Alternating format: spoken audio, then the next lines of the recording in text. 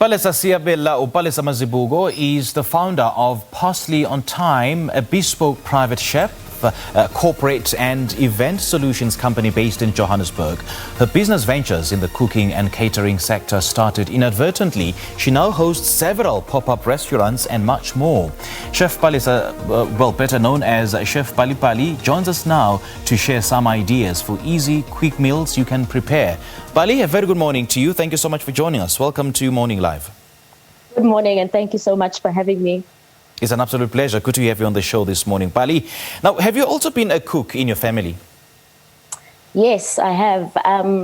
In fact, I think I made my first curry, chicken curry to be exact, taking over the reins from my mom. I had learned by watching and assisting and just being a pot stirrer for as long as I can remember, grabbing some recipe ingredients, very similar to what my son is doing, and he's 4 years old. He loves stirring and getting me ingredients. And I then surprised her on a Sunday evening, and I made a curry all by myself. And after she tasted it, she was like, "You know what? I'm done. Thanks. Like, wow. You relieved me of it." Just like that. Just like that, yep, Palesa. Just like that. Yeah. Okay, so what are some of your most memorable childhood memories of cooking? Definitely watching my mom cook, but one that also stands out is my gran was a great baker. And I hate baking, by the way, that's the irony. But I just watched her and the patience and the love that she put in that as well. And one that also really stands out is the relationship between me and my brother and food. He introduced me to Jamie Oliver at a very young age, and I was obsessed. And me and him would like recreate meatballs and put in weird spices, and it would turn out horrible. Sometimes it would turn out great. But really just those memories of like sitting and watching Jamie Oliver's The Naked Chef when I was like 9, 10 years old. With my brother was probably one of like my most memorable childhood memories with food. Okay. And which do you lean more towards? Is it your traditional cuisines or the Western food? I mainly lean towards the Western food. Hence, you can also tell like my love for Jamie Oliver is very rustic and Italian. I lean towards that a lot more. But this year I had started a Parsley on Thyme Ekasi kitchen in Diepkloof, and that's when I was doing your mogodus, your manqinas, and more traditional food. And it actually picked up very well. Apparently, it was like really good and really tasty. But I'm just looking for better premises because one thing that staggered the business a bit was the foot traffic in that area. Yeah. So are you a person that follows recipes, or you're simply a spontaneous cook? Oh, I struggle to follow recipes. I struggle to follow rules in general. I'm more of a cooking with passion, cooking with love. Unfortunately, though, I can't keep that up, because I have a team of chefs that works with me. So I have to also put what I do on paper. I struggle with it, but I try my best. Sometimes I let them take free rein, and then I'll come into the kitchen and then I'll just tweak it here and there. But they've also learned from watching me, so they understand my flavor profile now. And I also do try to document as much as possible. Okay. And you have a catering company, as you've mentioned. Tell us more about that and how it's going.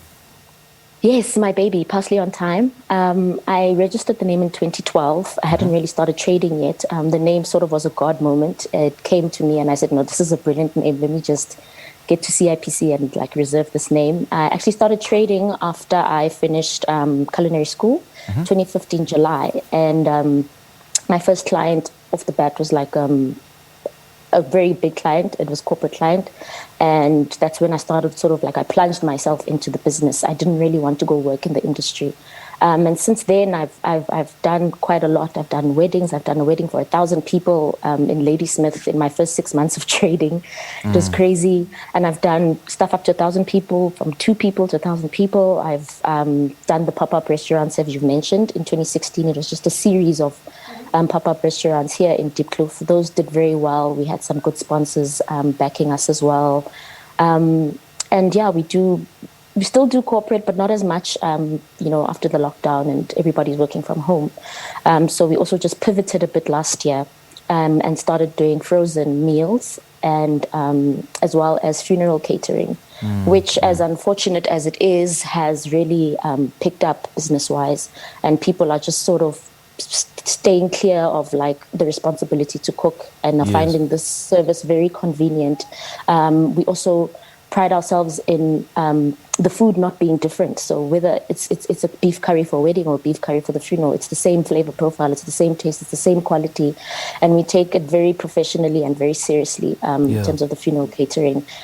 People really love having that sense of dignity and pride. You know what I mean? Right. When you're celebrating a life, And then we also have weekly deliveries with something I'm very passionate about, which is smoked meats. I do American style barbecue meat.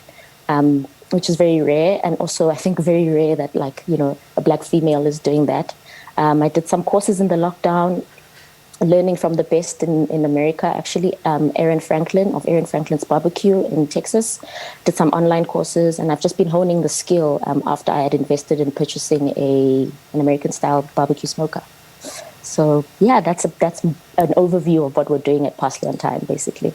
You're doing great things, Palesa. You're doing really, really great things. And I mentioned earlier on that you also host pop-up restaurants. What exactly are pop-up restaurants? And just give us an idea of the kind of setup in a pop-up restaurant. Okay, so pop-up restaurant is more like a casual fine dining thing. It's mainly, to not hold myself only in the catering industry. It's also to just do something for my audience, for the people that follow me, for the people that say, we would love to taste your food, but we don't have an event coming up. So I create the event, and then people come and taste my food, and we just create like DJs, different kinds of desserts as well, and make it very casual and light, so that people can also interact and network. And from those events, I've gotten like a lot of referrals, a lot of more corporate clients from that. So it was a great way at the time to get my name out there and to grow the business. Okay. So what's your easy go-to quick meal that you enjoy? There's probably two. So a good steak, medium to medium rare, and I'll have like crispy potatoes that I just throw in the oven. And I'll saute some like green veggies and just put pesto in them, like store-bought pesto. I don't make everything from scratch. My second favorite is definitely pasta. I love carbs. I love pasta. So a creamy chicken pasta would also be one of my favorites, also with pesto, because I love Italian flavors. Right. So do you prefer dried spices or fresh herbs? I prefer fresh herbs, definitely fresh herbs. Okay. But it also depends on what you're making. If you're going to be cooking something for long, it's definitely the dried spices and the dried herbs. And then probably just at the end of your cook, when you're switching off the pot, then you can put in some fresh herbs. But like there's hardy herbs. The hard herbs are like rosemaries and thyme that you can cook with for long. So it just depends on what you're cooking. Now, any cooking advice for people out there that are still finding their feet in the kitchen? Okay, first of all, the meat is already dead. We don't have to have it well done. We don't have to kill the meat further. But in terms of some advice I could give from what from questions that I've gotten from my audience is that when you boil your green vegetables, make sure that the water is first boiling and bubbling before you put them in. And green vegetables need to remain green and crunchy. So literally only boil the vegetables for 3 minutes and they're done, Second piece of advice I could give is getting non-stick cookware. Non-stick cookware can really prevent us from using a lot of oil. We usually pour more oil in the food because the food is sticking. So getting a non-stick pan, they're very inexpensive, Just getting a non-stick pan is just one thing, your eggs, just the quick food that you make in a pan, and just use 1 tablespoon of oil as well. And when you're starting to cook and trying to also understand flavors and learning how to cook in the kitchen, I would say keep it to 5 ingredients on a plate. And also when you're making a curry or something more hearty, keep it to 5 ingredients and use a tablespoon for every spice that you put in, and then build from that. Don't just throw things in because if it goes wrong, it's harder to correct. I think those are the main things that I think people genuinely ask me. So I think those are good go-tos in terms of tips in the kitchen. Palesa, lovely chatting to you. So how do your fans connect with you? Please do share your social media handles. Okay, I am at Chef Pali Pali on Twitter and on Instagram and on Facebook. And then I do have a business profile on Instagram, which is at Parsley on Thyme. And from those profiles, they can also find my other details, my phone number or my email address, which is parsleyontime@gmail.com.